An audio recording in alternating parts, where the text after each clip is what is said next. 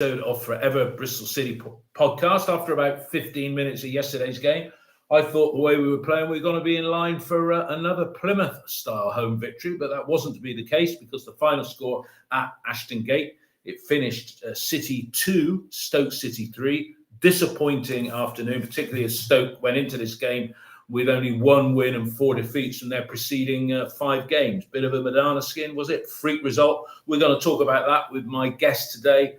As always, Ian, and joining me in our studio, for want of a better description, is Neil. Chaps, I'll start with you first, Neil. Your reflections coming away from the ground. What did you think? Were we mugged? Was it a freak result? The manager said we were mugged. What did you think? I didn't think we were mugged. I thought they were just clinical. I don't think we necessarily played that badly. I didn't come away from the ground thinking to myself, oh, God, we were awful in that game or whatever. We just were pressing. We were the ones on the front foot. We were the ones dominating the proceedings. It felt that way. And then, what do they have? 4 shots on target? 6 shots in total, 4 on target, 3 goals. 3 goals from 4 shots. So they got clinical, but you go back, and I know we'll talk about the goals in a bit, but just sloppiness. Yeah. Just sloppiness in the goals, I think. And then obviously Nigel talked about the sloppiness in his interview afterwards. Yeah, well, plenty to talk about in the game as well, not least the quadruple substitution, which I've not seen before. Ian, what were your thoughts as you drove away from Ashton Gate down to your rural retreat? Dave, I thought we were started well. Stoke helped us with the through ball of the day to find Nahki Wells. Nice finish from Sam Bell from a kerfuffle at the near post following a corner. I'm surprised we didn't put more corners like that into the near post. But once again, it's same old. And if you keep doing what you're doing, if you do what you've always done, you'll get what you've always got. And I'm afraid, in terms of our home form, that's where we are, and that's where we'll be for the rest of the season. Because I can't think of anything that's going to change it. No, well, you said that to me when we spoke last on Saturday evening. You know, yeah. You said he ain't going to change. He ain't going to change the formation, and that's that. Neil, the lineup. We've still got that enforced change of Dickey in for the now, thankfully, not fully damaged ACL. Zach Viner. You know, if we see him before the end of November, that'll be good. But we hope he doesn't come back and they bring him back too early. But the team is sort of picking itself at the moment, isn't it? With Naismith in that back 4 position, and I don't feel safe with Dickey and Naismith there because I don't think either of them are the quickest. Well, I think most of the people coming out of the ground yesterday. I'll speak for myself and Thomas, who was there, obviously. But God, we missed Viner yesterday, didn't we? When he's not there, and he's not there at the back, those last minute interventions, those last minute toes in, that reading of the game a little bit. You know, when you go in and when we're talking more depth about the goals itself, it's normally Viner who is that last ditch defender that's sort of getting there and getting involved in it, and he's not there now. So actually, we've got Naismith and Dickey. I thought Dickey played quite well yesterday, generally, but Naismith, for me, he gets dominated physically, doesn't he? Which is strange as a centre-back. He was a centre-back at Luton, but he gets dominated physically. And they had that big Wesley guy up top from Aston Villa that Aston Villa paid stupid amount of money for. And just physically yesterday at the back, Tanner, Preen as well. You know, well, you put the afterburners on a few times, but we're talking about their first goal. It was physically again, and then the third goal as well. It's just a little bit lightweight. As the manager said. Ian, prior to yesterday, Nahki had scored 1 goal from open play in 24-25. With Weimann, back to full match fitness, and Harry Cornick, we all know that Weimann can play through the middle. That's his always been preferred position. And Cornick, would you have changed anything from the defeat at Leicester? And I'm thinking maybe Nahki Wells for one of those other 2 players that I've mentioned there. I'd have played 2 up front, Dave, and I would have done that for a while, particularly at home, because all of our strikers, and I'll include Tommy in that, good to see him back, are better in a 2 than they are in a 1. And I've been saying it all season, we haven't got a 1, like the fella that Neil just mentioned. who dominated Naismith. I mean, the first goal, I don't know if you want me to cover the Well, first. I'll come on to that in a minute. Yeah, I'll come on to All that. right, but that proved the point. And then the third goal proved the point again. Yeah, and we'll talk about that as well. Yeah, the defence. I thought Rob Dickey had a good game, but the left-hand side of the defence, Naismith in particular, I thought Cam was a lot more powerful going forward yesterday. Yes, he was. Yes, but Naismith in particular, I've said before, don't rate him as a centre back. He's got too many errors in him. It's all right saying, well, he's done some good things. He does. I thought his distribution was lousy yesterday. And this is how we play at home. And even at 2-0 up, I didn't think, well, we're going on to a Plymouth performance. I thought, well, if they can come back in the game, they've still got a chance because they looked okay going forward. And then at half-time, I said to some people around me, the side that scores the next goal is going to win this game. Well, and that proved to be them.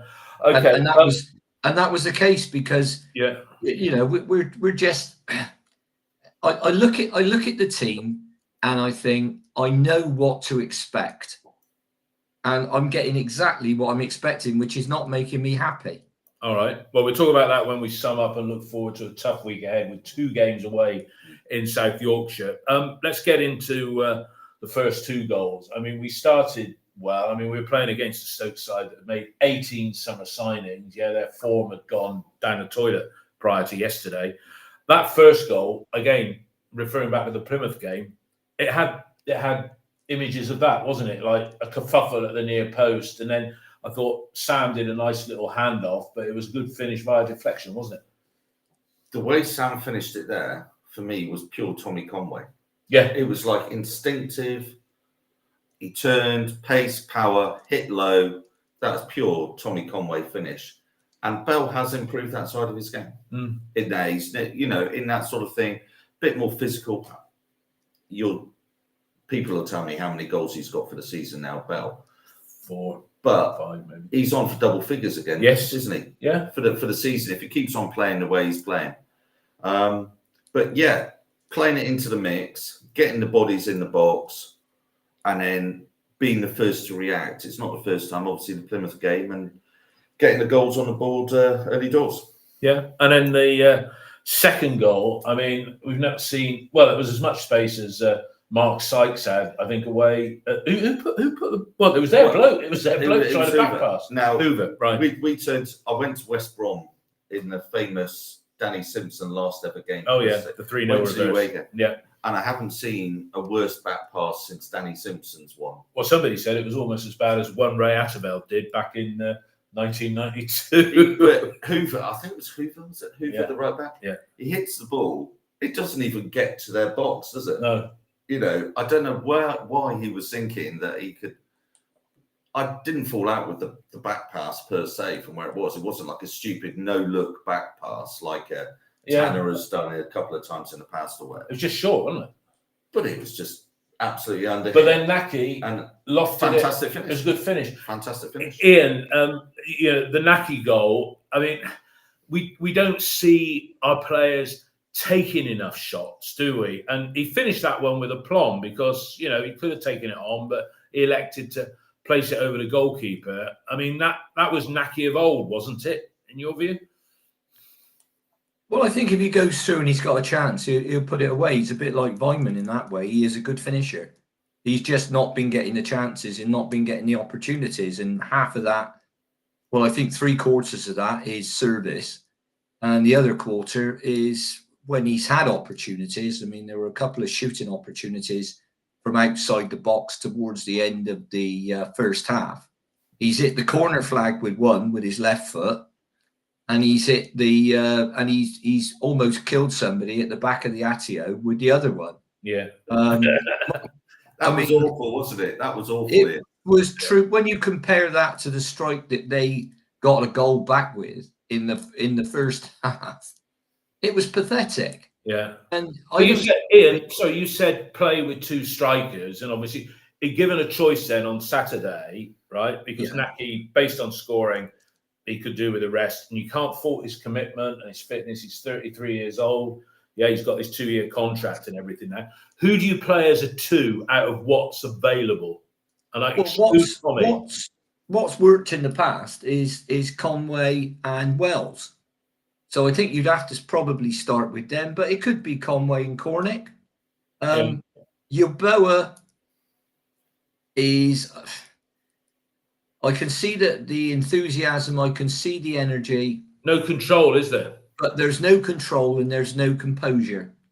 Yeah. And you're not going to get many 17-year-old kids with control and composure. Let's be honest. It's going to be bundles of energy, pace, and I don't honestly think that he's probably ready for it. He's certainly not. I don't think he's a right winger, and they keep bringing him on to play right wing. And I think when he plays for the reserves, he plays down the middle. So you could, if until Tom is fit, you could give him a go down the middle. All right. What about Andy Vyman down the middle, though, Ian? Well, I mean, Vyman got his goals playing really behind 2 strikers, didn't he? In a more withdrawn 10 role, but centrally.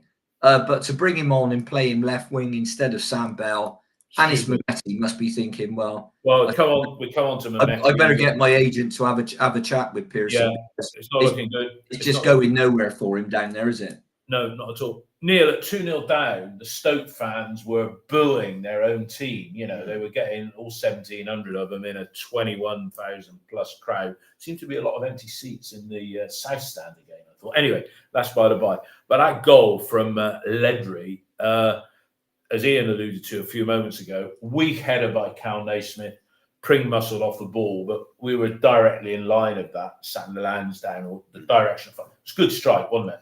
Fantastic strike. Fantastic strike. The type of strike that, as Ian has just said, Naki would have tried and he would have hit the corner flag. You know, sliced off the top. Technically fantastic. Off the outside of his left boot. Where's he from? Who's Ledry? What's his background? I don't know. No, we don't know. We haven't the second goal was the Serbian guy, wasn't it? But the usual spelling. Yeah. But yeah, it was weak, wasn't it? It just had this feel of weak header by Naismith. Then Pring gets muscled off the ball, and nobody is within 5 yards of him thereafter. No. So when they went up, when Pring and the guy let's see, did you say so? Maybe. Or whatever. Scott. Ledry. When they went up, all game we would second ball. If we're not going to win first ball, let's do second ball. And we didn't. That's on the edge of our area. We should have been close to him for that second ball when it came down, to not afford him the space. Because he brought it down, he looked up, he shot. He had that time on the edge of the box. And I don't actually remember anybody rushing him.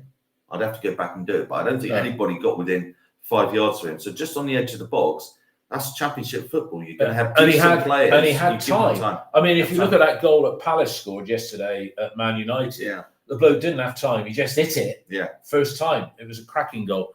There's nothing, Ian, Max could do about that goal, really, was there? I don't think you'd have saved that with 2 goalkeepers. No. And that's do you agree with Neil that he just had too much time? Yeah. Well, if you want to talk about the goal, it's a standard chip forward.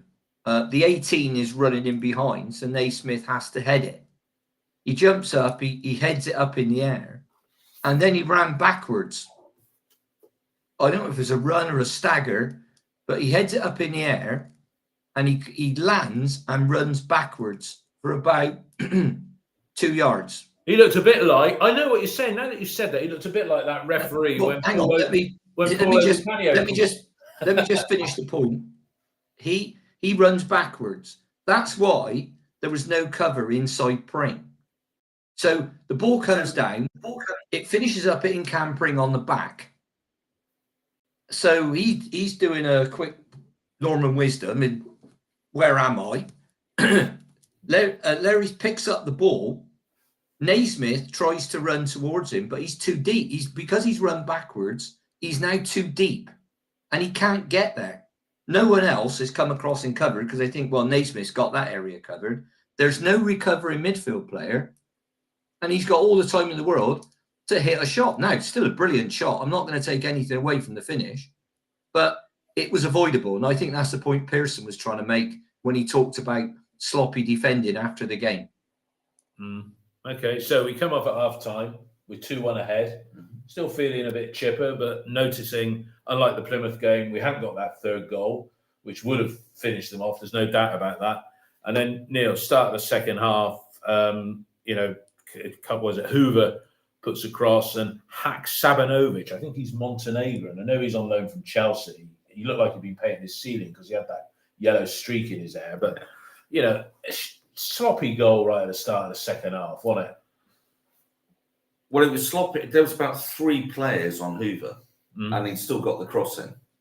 But the cross is going backwards, and we've got 3 guys in the centre there. And I'm just going to call him Hack there. I'm not even going to try to pronounce what you said. But Hack Sabanovic. There you go. I've been practicing that. Thank you.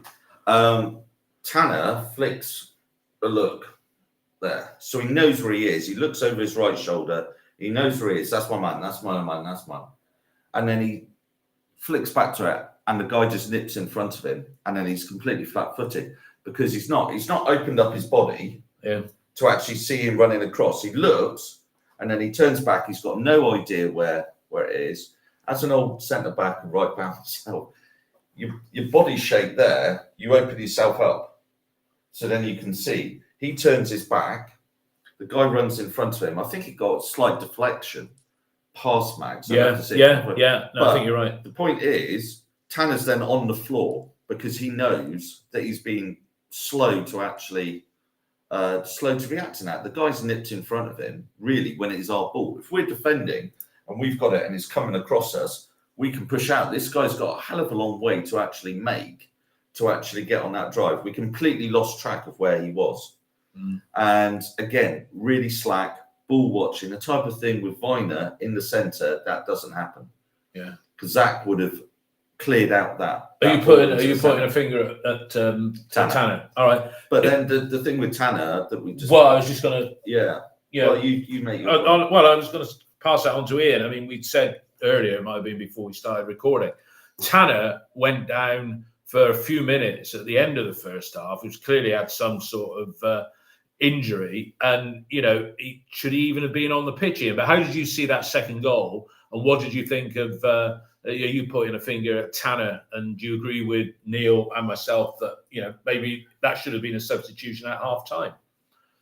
I think he should have been subbed at half time if he was struggling with an injury. When you've got TGH on the bench and you've got 2 games coming up in the next 5 days, so yes. That he should have been substituted, but the problem started further up the field. There was a ball played down the line. Sam Bell isn't watching the full-back coming forward. He's watching the ball, and that's because he's not a defender. So he's tracked back. Fair play to him. The ball's gone over his head, and then the guy is basically one-on-one with Cam Pring, who's now coming across, and Sam Bell. And they both slide in to try and stop the cross, but they don't get close enough and knock it out for a corner. But as Neil said, the cross has got a long way to go. And one of our defenders in the middle should have gone in wide, just knocked the cross away. They didn't. And they didn't cross many balls. I mean, in that game yesterday, they crossed 10 balls all game. We crossed 36. Now, if you look at the value that they got from their 10 crosses, all right, 2 goals, and the value we got from our 36 crosses, which I suppose you'd have to include the 11 corners, we didn't get great value out of it, did we? And that's all about delivery. And it's 2 things, delivery and presence in the penalty area, which... I took a guess yesterday in the well-known commentator on Eurosport, my friend Tim Capel, and he said, we got nothing in the final third, which we haven't, because there was we've got no composure and no quality, and that's the problem. We had enough of the ball yesterday to win 3 matches. Unfortunately, we had more possession yesterday, which is never a good thing. Never a good sign for us. No, and that's a sure sign of lack of quality in the final third, because and we had more forward passes than them yesterday. Too many of them were long balls. And once again, we haven't got. I mean, I thought Cornick did better when he came on than possibly Wells had done, but he's not going to turn games and score lots of goals, is it? Just not going to do it. No. So, that's where I keep coming back to this. If you always do what you've always done, you'll always Ain't going to change. Neil, 54 minutes on the clock and a quadruple substitution. I've never seen that before. I've never seen it. This year's the first year of 5 subs, isn't it? Right. So that's why we wouldn't have seen it before. That's why you wouldn't have seen it before. But then, and are you surprised at the timing of the number of substitutions? I think we're watching. And he's getting some pelters. He's getting some pelters on OTIB. One big thread. That's on the manager. That defeat. I think that's a bit much. Watching from E32, I thought, blimey, that is a brave decision. I mean, they scored, what was it, 47? 47, yeah. The second goal. So I didn't feel that there was ever a time where we were being overwhelmed. No. It didn't feel like, they're going to score at the third any minute or whatever like that. So it looked like a real sort of effort from the bench to gain some sort of ascendancy. But the players we brought on kind of then limited what we could do later on. I mean, if you look at it, the 4 bringing on, it was too much. You're left with one. But you've got to keep one just in case you get an injury. Indeed. I mean, the thing is, if you look at it from a logic point of view, Taylor Gardner-Hickman for Tanner, obviously with Tanner carrying an injury, Cornick for Wells at that time, or Vyman for Wells at that time, and then you keep your 2 wingers intact, and you still got the flexibility to do something. Well, I've noticed that the work rate of Bell and Sykes had dropped second half. I think they used a lot of their energy in the first half. They weren't tracking back as much as at the start of the first 10 minutes or whatever of it. But both of them, when you watch them, both of them have periods during the game where they're almost catching their breath. Sykes sometimes looks absolutely dead on his feet. Yeah.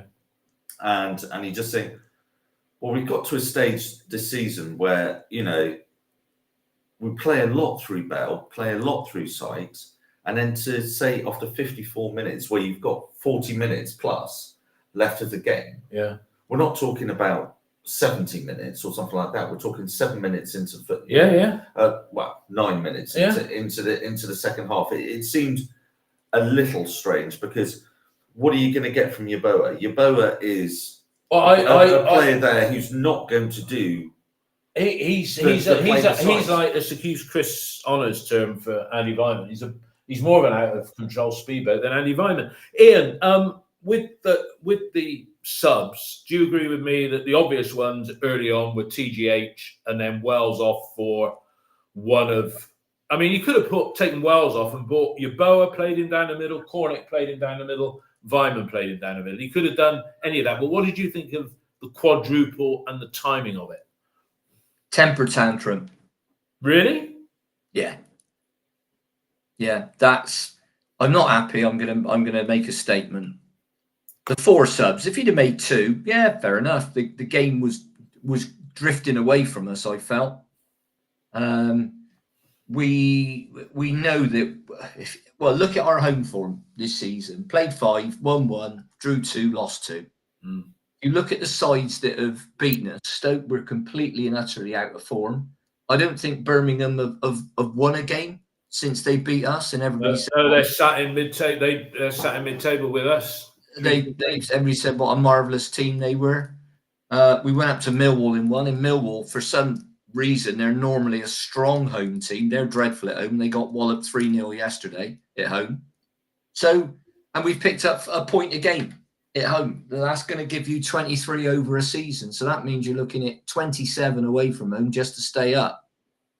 So I know it's early days, but I'll keep coming back to this point of what is going to change it, because we've got a manager who just doesn't change stuff. You could say, well, when we get players back from injury, we got Atkinson. We don't know what McCrory is like, but Pearson signed him to play him right back, apparently. So that means we've got about 4 blokes who can play right back, not including the lads in the under 21. Maybe we should be running this thing called the Pearson Index. I'm sure there's some little graphic where we can put, like, love him, got to go. And up until yesterday, it was, if you took the pendulum, it was on the love him side, right? I still think, one person who, this is me being stupid, one person who thought, thank F for that when we lost was Steve Lansdowne, because I still think that, there's no love lost between those two. But then somebody, if you look at the people, ITK told me I got that all wrong. So I'll withdraw that. Ian, just sticking with you on the sub, Mehmeti. Yeah. I mean, we were told, Pearson said he wasn't going to sign anybody that was no better. They had to be better than what we've got. And we were talking about this last night. Mehmeti, right? He was heralded as this maverick that you need in the dressing room. And what is he? 4th choice on the left side, his preferred position? What's all that about? Well, I mean, if I was Mehmeti, I think I'd be getting the agent to have a little chat with the club and saying, "Well, do you actually want me here?" Because he doesn't get opportunities, does he? I mean, he could have done with 40 minutes, because there's one thing trying to have it. If you come on with 15 minutes to go, let me develop the point, Dave, before we get carried away with Mehmeti. He also signed Harry Cornick, right? Yeah. So he signed him in Cornick. They don't start, so they're clearly not better than what was already here. Yeah. Well, that was us splashing the cash in January. That was a Semenyo money allegedly, then, wasn't it? Yeah. Well, it was, but we haven't got. But that goes away from the point. I'm not going to bring in players that are better than what we've got. I know. Now he signed Roberts as a cover left back. I'm thinking, and you need different. You need backup players in different positions and whatever. And there was no clear left back candidate coming through from the under 21s, so we signed Roberts. We haven't seen that much of him in league games. No. So he signed Dickey. Dickey's in the side because Viner's injured. Yeah. As soon as Viner's fit, I'd have him in Dickey as my middle two, not Cal Naismith, because he was. No, I agree with that. But I mean, surely, if you look at the quality of the players that we've got when all fit, again, formation change. You say you won't do that, but if you had a back three of Viner, Dickey, and Atkinson. Do you agree, Neil? That's a decent back three if you change the formation. What do you think? Other than yesterday, we don't generally concede that many goals. No, because we conceded. It was about 8 in 7 games. 8 in 7 games. So yesterday was a sloppy performance defensively. I'm not going to sort of get into it. We need to change the formation or whatever like that. What's happened at City this year is things have changed behind the scenes, haven't they? And I'm sure you've covered it on a number of other podcasts, but budgets have changed. I'm sure Lansdowne has turned around and said, I'm not willing to invest 20 million this year or whatever like that. I'm willing to do 10 million this year or whatever like that. Things have changed behind the scenes. Alexander's gone now. They're not replacing him. They're putting in a different thing. So we have to go with the squad that we have there at the moment. It's limited options with regards to it. Hence why we're seeing a Yeboah type, let's bring him on. He's the sort of the maverick type thing, because he does add a certain amount of, he'll run around like like Duracell bunny, trying to actually get involved, and he loves his energy, loves his enthusiasm. I don't quite see the end product. No, I just see him knocking their players over. And nothing yesterday. Particularly yesterday when he had all that time. Sam Bell still looks like a kid. I know he's improved. Gooch went off. Their left back went off at half time, and they brought on a big guy who used to be. I remember he was at a lower league team whose name escapes me at the moment, and he threw his toys out and refused to play for them. Right. And there was a big hoo-ha about it and everything. He falls through this move. Anyway, big old guy there. And then you're just thinking, right, okay, part of bringing on this 17-year-old is he's going to physically dominate the left back. Now, they changed it at half-time. Gooch seemed to be carrying an injury. They changed it. Tanner seemed to be carrying an injury at half-time. We didn't. And we concede. But then you're putting your Yeboah up against an equally big, quick guy there. And you're thinking, well, Is he going to get past him? Is he going to make the run? So what you see with Yeboah is his understanding the runs and all the rest of it. His link play isn't there, is it? No. So it tends to break down somewhat. Yeah. I think with Yeboah at the moment, I don't think he's necessarily going to be on the bench. Now that we've got Weinman back, we've got Tommy coming back. I think Yeboah will be back in the under 20. Yeah. I think that sort of resolves itself because there was no young centre back. There was no Arai or LaBelle on the bench yesterday, so we didn't have a centre back. No defensive cover. Arai seems to have gone right out of the reckoning, doesn't it? Whether his flirtation with the first team, he's a young kid, has gone to his head a little bit, because I mean he's gone to his head a little bit. Well, I don't know. It is. But I mean, when's Duncan Iden going to get a chance? Well, he's not, is he? No, anyway, let's move on. Let's stick with the game. Yeah. It's 2-2. We're doing all right. Yeah, I mean, I've got here Travers kept. This is from the BBC. Yeah, got my note. Travers kept out Naismith and Cornick, and Pearson nipped in before Yeboah could get in a shot. He's a nasty piece of work. That Ben Pearson always has been. Always has been nasty. Looks a bit like Bernie Slavin. He's got the old Middlesbrough player. Got a lot of hair. 15, 16. Oh, nasty piece of work. But then two incidents. I'll come to you on these. Tim, who was with me, Taylor Gardner-Hickman tries a volley, and Tim said Messi can get away with that. But that was another one that went in row Z. Yeah, so there was that. But more importantly, I've watched it a couple of times, and I tweeted, he was given a forearm smash, Cam Pring. Was that a pen? You disagree with me in the first half with Sykes, because I'm in the Lansdowne and Sykes gets flattened. You said that wasn't a pen. I shouted for it. But having seen the Pring one, blatant penalty. Yeah, I mean, I must admit, in real time, on the day, I thought it was a collision. And I think Cam Pring went down a bit easy. And a few of our players Weinman tried a dive yesterday and the referee didn't buy it. Sykes did it a couple of times. And you ain't going to get them free kicks anymore, boys, so stop doing it, eh? Because it all it does is winds people up. And that includes supporters. But, I mean, to be honest, on the game, we conceded 3 avoidable goals. Well, I know all goals are avoidable if you go back to the very crux of where the move begins. But all the goals we conceded yesterday were examples of poor defending. And it really is as simple as that. I mean, the third one, what was it? A long ball. Naismith gets out muscled. The ball goes over his head. Prings comes across the cover, heads it towards their striker. Could have headed it anywhere, right? Could have caught the ball with his hands and picked up a booking. But he heads it towards their striker, who then runs in the box. Taylor Gardner-Hickman's trying to mark him, fails to mark him.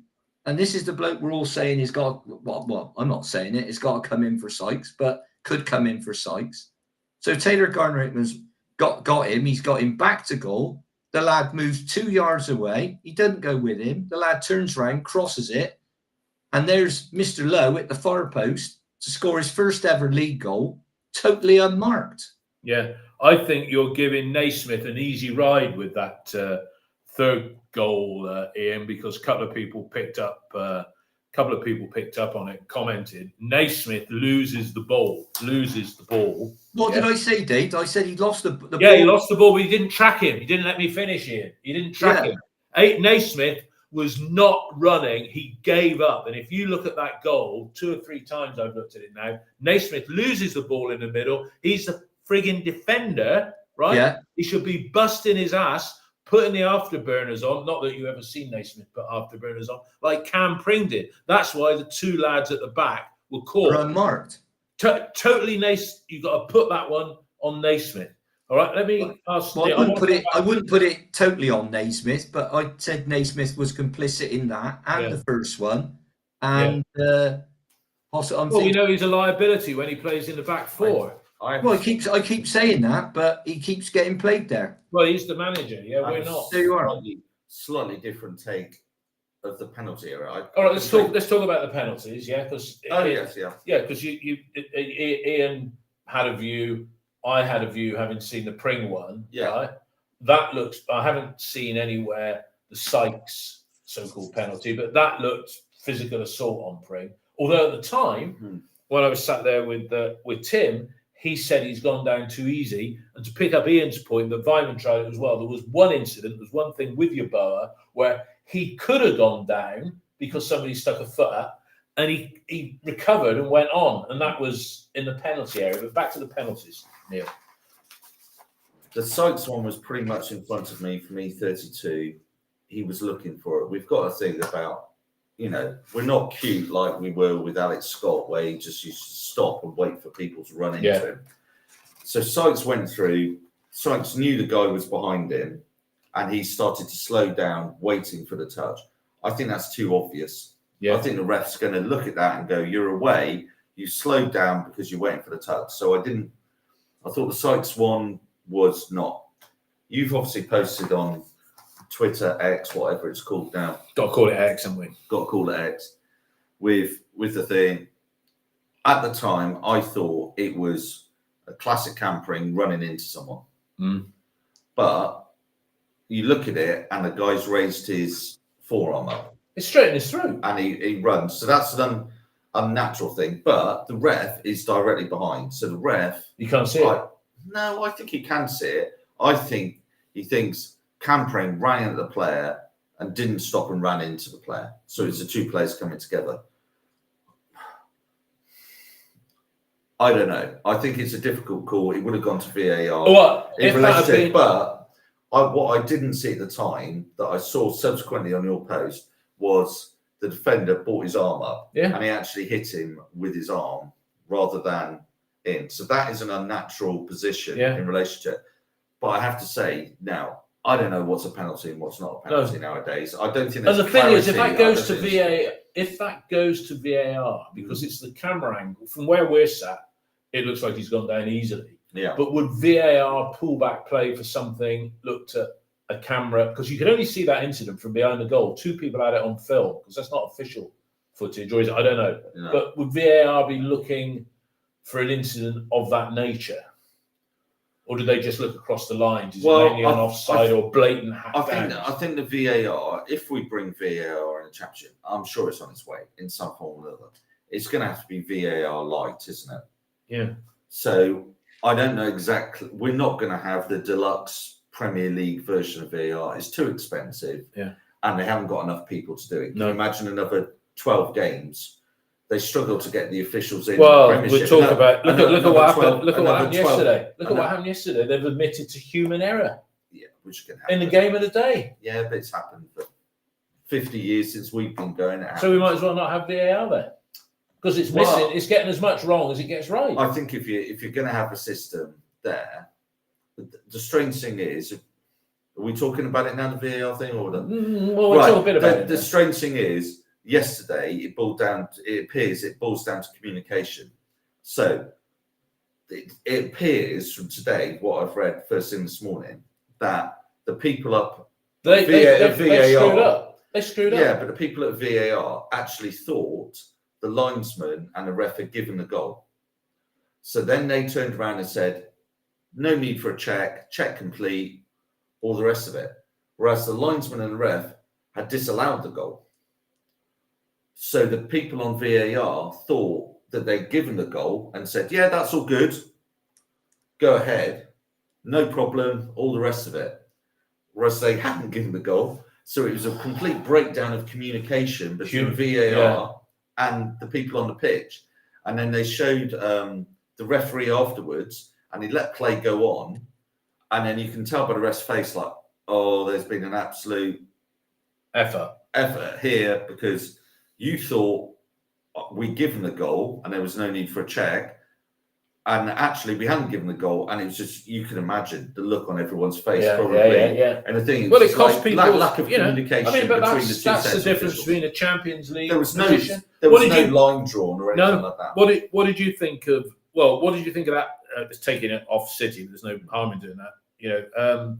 That incident, Spurs and Liverpool yesterday, and VAR in general. Well, I don't think there's anything wrong with the system. What there is a problem with people. Now, all these people are qualified referees, and there was a situation I can't remember the game last season where there are 3 people employed on a Saturday and their job is to draw a line. And they couldn't do it. They've got to draw a line. That's their job. One job, your job is to draw a line. And they couldn't draw the line. And they put the line in the wrong place. So they got the decision wrong. That's not a system problem. That's a human being problem. And you either say, right, we've got VAR. VAR was brought into, for example, goal line technology. Wouldn't be without that. That's brilliant. I think goal line technology very rarely lets you down, except when the system actually physically breaks down. As it did what happened the other week, wasn't it? Well, Sheffield United versus Aston Villa, it actually broke down and actually was behind a bad decision. So I think it was something like a ball crossing the line or something. Yeah. No, but we had a problem with it. Ashton Gate, I think it was the Plymouth game, wasn't it, where they were checking the ball. Yeah, but that wasn't because of an incident. I mean, the goal was clearly a goal. Yeah. But what happened when the ball went in the net, the referee's watch didn't go off for it crossing the line. So he had to go and change his watch or whatever he's got to do. Yeah. But these things are, these errors are being, that yesterday, the way Neil's explained it, it's human error. And you're not going to get away from that unless you get games, the VAR becomes a referee, like the system itself says goal or no goal, and you don't get the human intervention that you get now. But if VAR think that the referee's given a goal and he hasn't, then that really, there's a really clear signal when there's a goal, the referee points back to the halfway line, doesn't he? And off he goes. Yeah. And the linesman runs back with him. So Yeah. I can't really think how they thought what they did, but obviously they'll be suspended next week and they'll go off for retraining, which is the way these days. Nobody gets a sack anymore. No.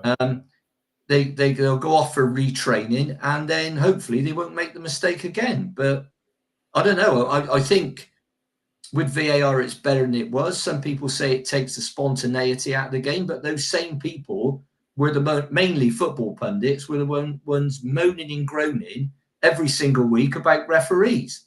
Yeah. But we've still got Ref Watch with Dermot Gallagher on Sky, where he goes through things, and half the time he thinks they've got it wrong. Yeah.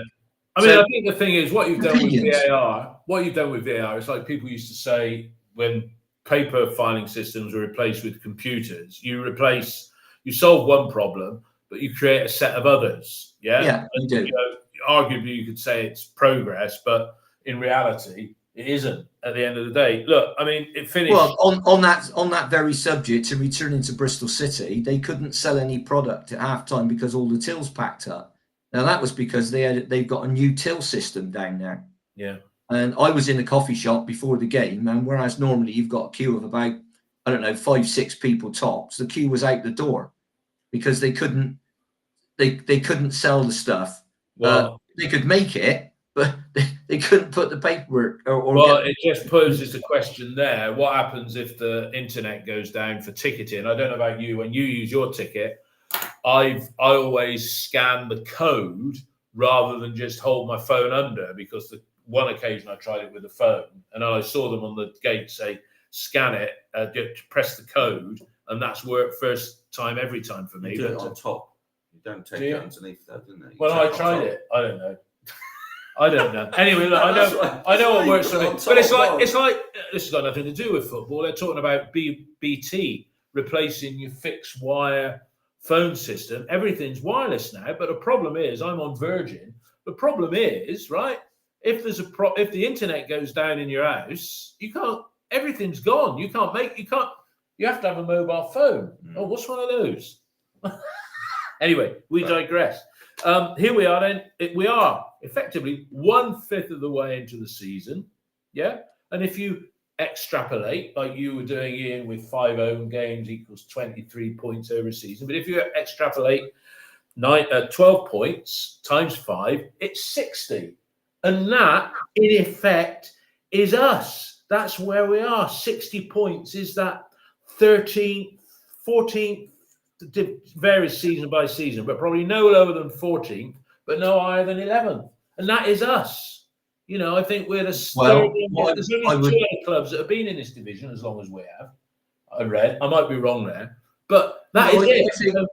I think to on that point, I think there's a very interesting question that should be answered by the audience, and that is: are you happy just to stay in the Championship?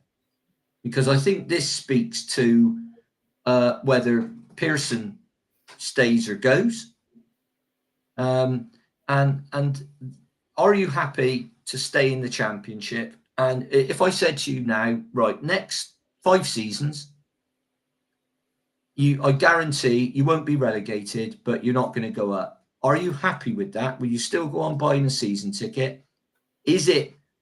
Are you content is probably a better word than happy. Yeah. Or do you want to gamble and try to get promoted? Yeah. That's a very good. That is a very good question, Ian. I mean, if I may come back, I think a lot of City fans, to be honest, from what I hear, I think the majority would be happy. Yeah, would be happy. But that I can remember years ago, somebody saying to me, this is years ago. We're talking over 35 years ago, when I happened to be working at a radio station back in the day, and the certain of the great of the good were on the board of the radio station at the time, and they said Bristol, right, as a city, is one of these places that talks about it being vibrant and go-getting and everything else like that, yeah. But underneath, they wear Marks and Spencer's underpants, yeah, which is safe and secure and everything like that. You know, we'll never have a decent public transport system in Bristol, but we never will. You know, we'll never have that Ashton Gate Halt, the railway line running along the Avon Gorge. We'll never have that. And all those people who, I think it is a majority, would be happy because, Mr. Lansdowne, you say this to me, Ian, a lot of times, Mr. Lansdowne, we're so grateful for what you've done. You spent £1/3 of £1 billion and, you know, we couldn't, you know, where would we be without you? Yeah. So I think the majority of I'm 67, right?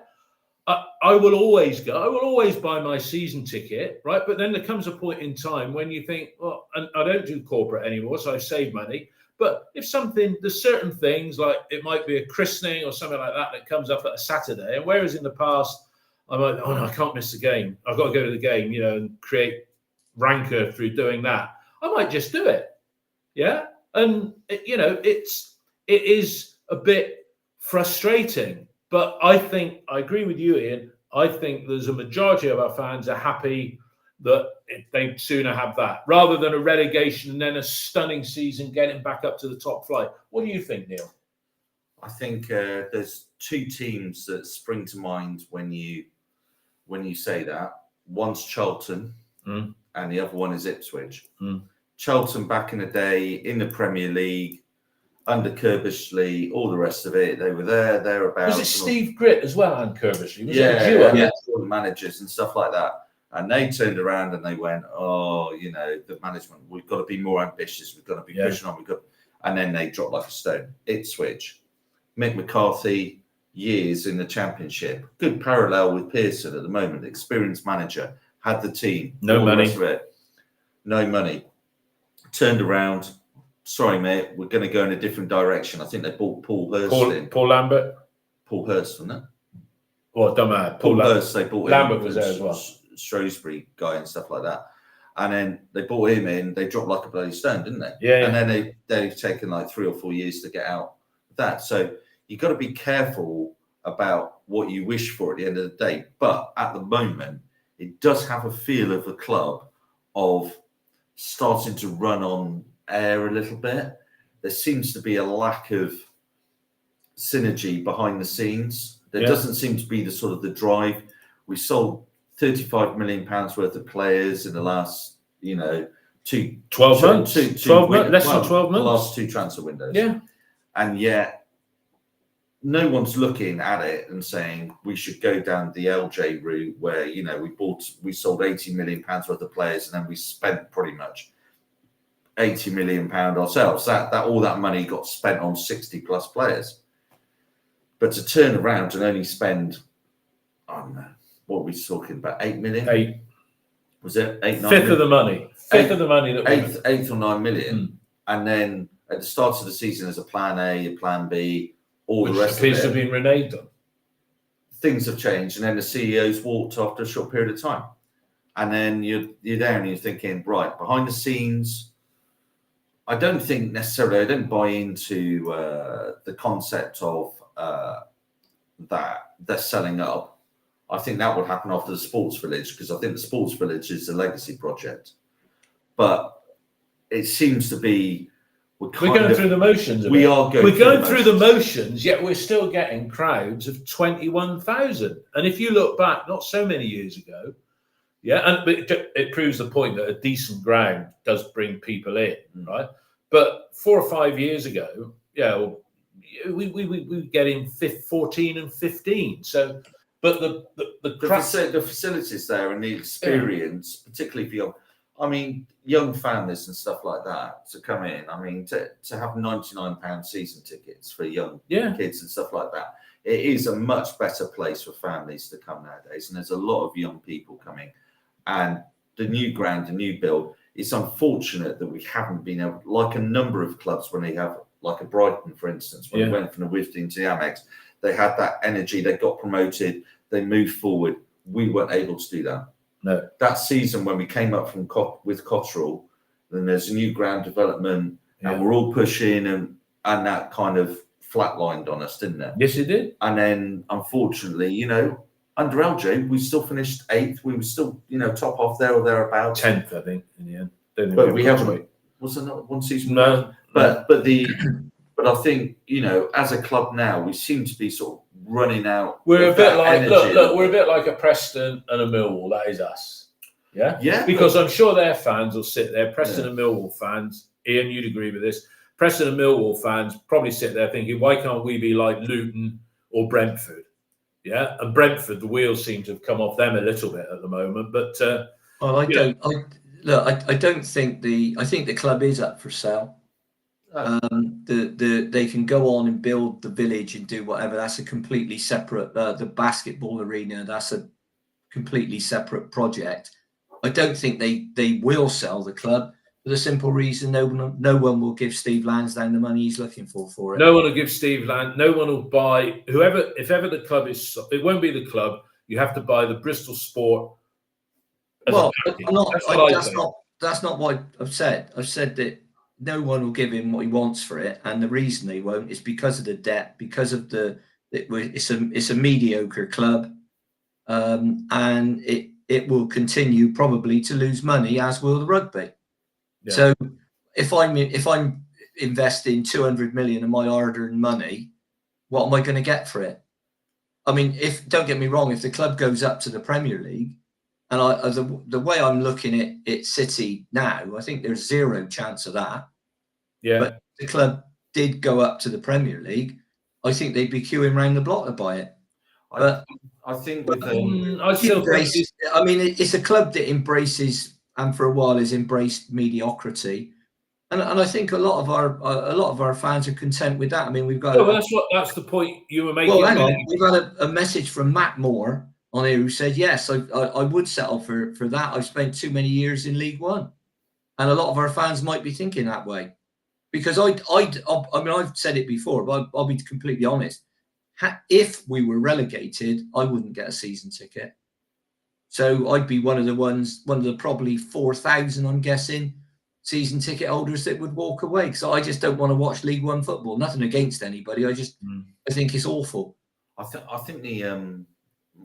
my personal view on it is that I reckon outside of Bristol, people cannot believe that we haven't been in the Premier League. Yeah, they look at the club, they look at the facilities, they look at this billionaire owner, and they think, how has that club not had at least 1 or 2 seasons? When you look at Blackpool playing, bloody Luton. Well, Luton is a different kettle of fish, but when you look at Blackpool getting up there, Huddersfield getting up there, these sort of teams, and then you look at us as a club and 20,000 plus attendances. Right, okay, you geared to go.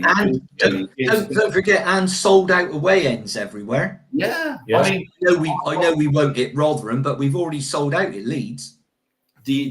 But for teams coming to Ashton Gate, Ian, yeah, we are regularly voted one of the best away days. They love coming to us because it's a nice city. They all go into the city centre. They all meet. Well, you can make a weekend of it when you come to Bristol, can't you? And you come there and you always have the entire away end at the Atio. So we just give it, come on, let's have a. I mean, I hate it. I think we're too nice as a club. Yeah, no, I agree. But then we're not.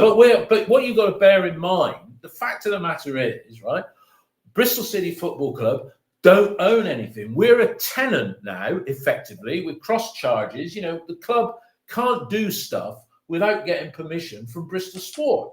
But before all that happened, it was our ground, right? All the Two Take That concerts, Bristol City are not going to benefit one little penny. But we won't. Yeah, but Bristol City don't pay any of the bills on a Saturday either, Dave. We don't pay for the electric. We don't pay for the staff. We don't pay for. No, but we used to. We used to own it, lock, stock, and barrel. Yeah, but Dave, that's like I mean, I know at one time we were in the what's now the Premier League, but that's ancient history, mate. Yeah, no, I know, but that's the point. We're in this bit of a limbo at the moment because I just think with it, it's you can get into the accounts and all the rest of it.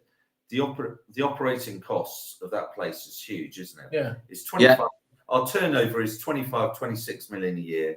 Our operating costs are 25, 26 million. That's before you even get into budgets, playing budgets, wages, and all the rest of it. No one ever breaks. And I had a conversation with Dave Febs and Mr. Pop on a forum before, and I said, why are our operating costs supposedly twice what a Millwall or a Preston or whatever are? I don't understand why our operating costs. We never break it down into some sort of scheme. No, but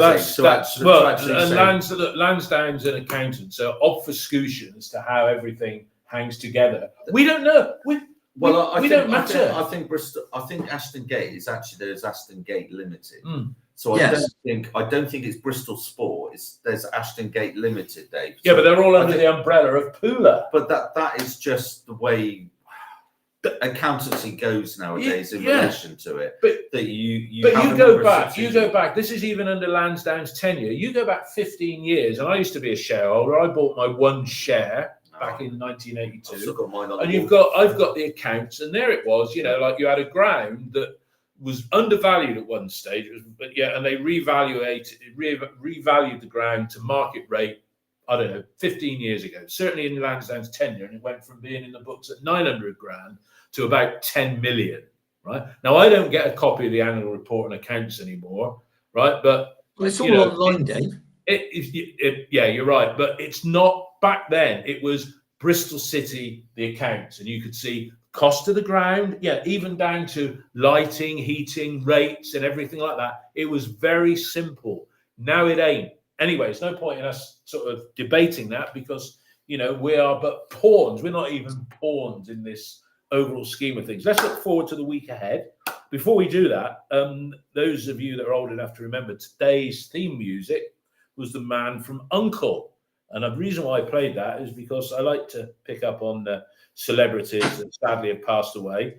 Neil told me he was young enough to remember. Ian certainly was, but David McCullum passed away at the age of 90. David McCullum was Elia Kyriakin alongside Napoleon Solo, which was played by Robert Vaughan. And I actually had, when I was about 8, a little Man from U.N.C.L.E. triangle badge. I can't remember what U.N.C.L.E. stood from. But do you remember David McCullum and the Man from U.N.C.L.E., Ian? Oh, yeah.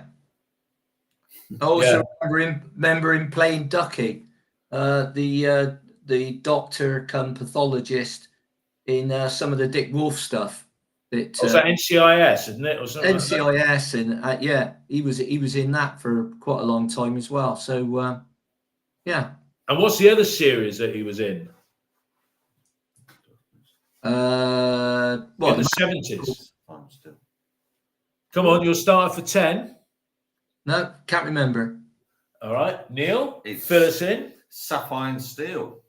Oh, he was in that, was he? With Joanna Lumley.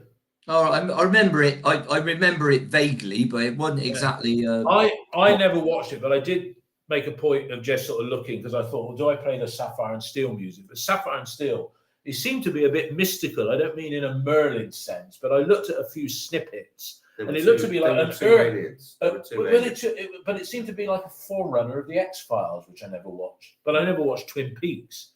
And what was that? What was that other thing that was on Netflix? The druggy thing that was on. I never watched that. Breaking Bad. I never watched Breaking Bad, but I did watch Peaky Blinders and stuff like that. Anyway, we digress. A week ahead now. It's South Yorkshire. Here we come. Right. We're on Sky on Wednesday night against Rotherham, who lost 2-0 at Cardiff. We were in the bloody playoffs with all their disruption and shitty managers and financial problems. Yeah. And then we come up against Leeds, who lost to Mr. Possession Russell Martin's side, Southampton, yesterday, which probably, I would say, kept Russell Martin in a job. Ian, you first. 2 games in South Yorkshire. We've got to come back with, well, a win and a defeat or 2 draws. What are your thoughts on the week ahead, and what changes, if any, would you make up at whatever it's called, the Rotherham Stadium? New York City. I think you'd obviously look at it and think Rotherham is the more winnable game. I'm just looking at how they lined up yesterday against Cardiff, and it was a 5-3-2. They've got Big Hugill up front, so no doubt he'd be looking forward to knocking Naismith all over the place. They've also, and they've got some names in their team there. They got Sam Klukas in there, but it's a Fred Onyedinma, who I think is ex-Millwall. So yeah, they've got that kind of. It's the classic Rotherham feel. They're one of the clubs you look at and you think, well, if we can be better than them, then we'll be able to stay up this season.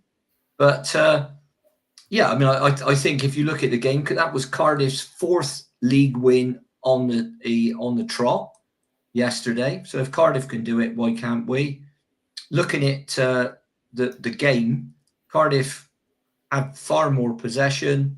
Rotherham had 7 shots, didn't get a shot on target all game, but they did force 5 corners.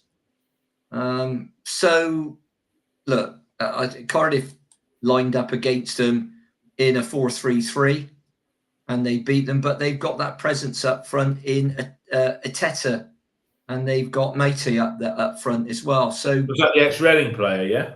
Yeah, Cardiff are looking half decent. You know, like I say, that's their 4th league win on the trot. But I think we should go up to Rotherham with a degree of confidence and get stuck into them and see if we can win the game. I mean, having lost the game against Stoke, it becomes both of those games, Rotherham and Leeds, become a mustn't lose, don't they? Yeah, definitely. What do you think, Neil? I mean, South Yorkshire, wet night, not going to get their best viewing figures, Sky, are they, against Rotherham? And one less recovery day to get over. But what are your thoughts? What are your expectations from the 2 games? Well, what you want to do is you want to lay Stoke to bed, don't you? You know, Stoke is the type of game where you're 2-0 up, you're playing that, you get sloppy, you lose 3-2. But before you know it, it turns into a legacy game. And then you go and lose your next 2, and then you've lost 4 in a row. That's what I thought walking away. And you're just there and you're like, right, okay. So you need to say, right, we didn't play that badly. We were sloppy. We need to play better. You need a result. I think we need a result at Rotherham. Well, win. I think we need to win. I know it's like so early in the season, you don't need to win. But it's true, because look, if we get 1 point, if we get a point at Rotherham, that puts us on to 13, right? And then we lose at Leeds, we'd have 13 points from 11 games. And that's a quarter of the season, as near as makes a difference. But I think, going points aside, it's the manner of the defeat yesterday. It's the manner of we shouldn't have lost. And you've lost a game that through slackness, sloppiness, whatever. Okay, fine. You know, we've been there long enough to see X amount to see. But that is the type of game yesterday which you could then go on to lose the next 2 or 3 quite easily. Yeah. And it sucks. And then the next time you've got a home game and you get... Well, you've got 2 home games back to back. Going back, you know, 2 or 3 seasons where we had that awful period where we would concede all these late goals and all the rest of it. And we went nearly a year without a win at home, didn't we?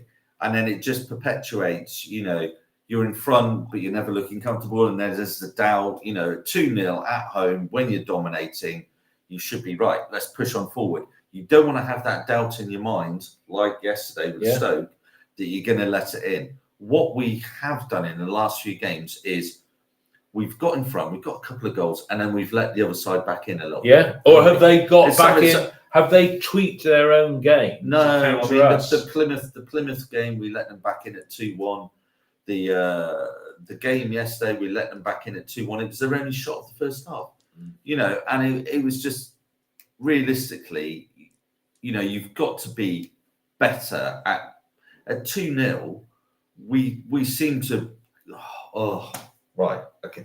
We've got all this energy. We put the press on. We get the 2-0 after 15 minutes. You're right. Look at just like, and it's going to be comfortable. And you just cannot.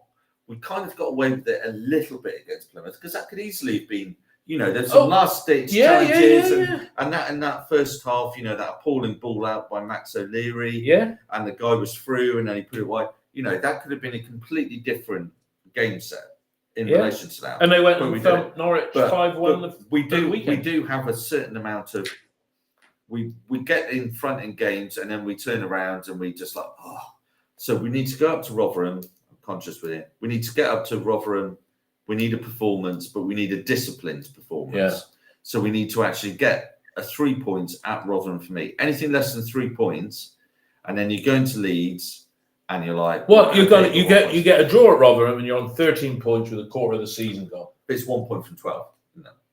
Yeah, and then you're just. And then you got Coventry and Ipswich at home. Two home games, two tough games. Ian, we don't like to do that extrapolation, but it's fine. Well, everybody says fine margin in this division because, interestingly, losing at Leicester last week, right? And Neil just said about the performance, right? The performance. We lost at Leicester, but we'd have got a point had it not been for a rash, ill-timed challenge by Mr. Naismith, who got away with it in the game against West Brom, right? He gave it away against Leicester, right? He did the penalty because our performance was worthy of a point at Leicester, I would say. Even though we were wasteful. Yeah, would you agree, Neil? We were disciplined. And then yesterday, Ian, Naismith defending, header, contributing to the first goal. I stress to everybody, have a look at the third goal we conceded, right? And look at Naismith. His tracking, non-existent. I mean, Ian, we need a performance, and it ain't going to happen, but Naismith, you said it more than once. Bloody liability in the back four, isn't he? Well, I don't want this to turn into a slaughter Cal Naismith podcast. Well, but saying he's not very good. Well, hang on, Dave, just hang on for a bit. We're going to Rotherham. The good news is they're as bad at home as we are. But their record is slightly better because they've only played 4 home games. They've won 1, drew 2, and lost 1. They're not full of goals. They've conceded 6 and scored 6. So to me, everything points towards a draw. Well, having said that, our away form probably tips it in our favour. So if we can get up there and score early, we'll be okay. Now, Leeds, surprisingly, you'd think Ellen Road would be a fortress. Well, it's not, but they haven't lost at home. They played 4, won 1, and drew 3. But they're not scoring loads of goals. They've only scored 6, but they're not conceding many either. They've only conceded 3. So that looks like, on paper, the tougher of the 2 games. But I don't want to see us go to Leeds and play like we did at Leicester. What, show them too much respect? We went to Leicester, and I think in a lot of these occasions, when you go up and you set up like that, you're half beaten before you start. Yeah. Because we know we're not a 1-0 side normally. We're a team that probably has to score a couple of goals at least to win a game.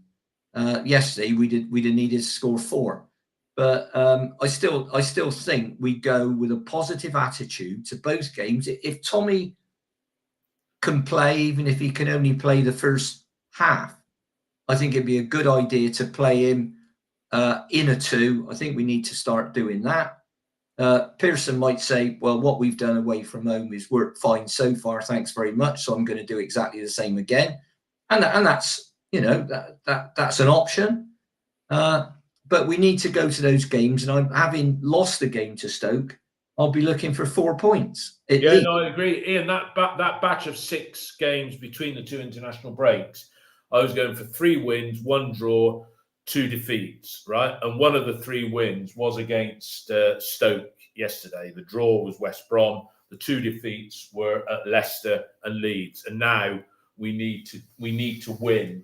We definitely need to. Well, you've just said we need 4 points. Okay, guys, look, let's wrap up for today. Before I do that, our next 2 live podcast recordings, we'll do the Leeds. We'll do the Rotherham game on Thursday morning, probably about 9 o'clock or something like that. Yeah, Ian, I'm sure will be there. Neil, maybe.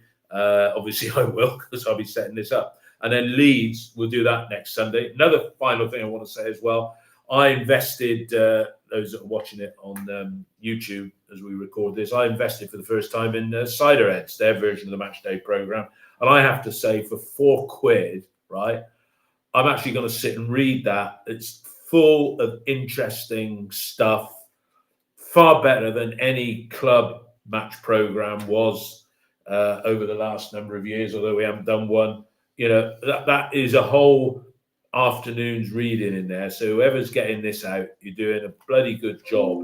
And, I'll make sure I buy a copy of that every time I go in there, because for £4, it is excellent value. It's a shame it was issue number 13, unlucky for some, but there we go. So Cider Heads, you're doing a grand job there, and just something worth reading without a doubt.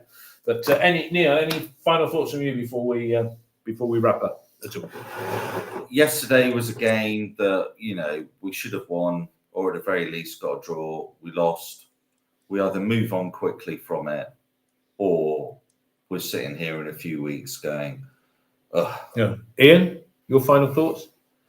Yeah, I go along with what Neil just said. I think that these things losing can become a habit, and so can winning, and so can conceding crummy goals. However, I come back to the fact that I don't think there's the ability or will within our coaching and management setup to change things to a way in which makes us. I can understand the hard to beat thing, but at home we're not hard to beat.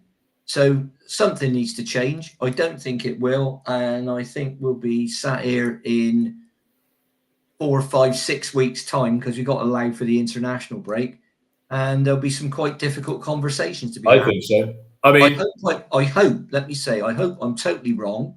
We win the next 2 away games, and we're all down at Ashton Gate for the next home game, Coventry. Hey, the next home game, Coventry, is it? Coventry, and Mark Ashton's Ipswich. Yeah, so I hope we're sat down there at the Coventry game with a big smile on our face saying, look, haven't we done well to be where we are? We won 2 more away games. In life grand. That's what I hope.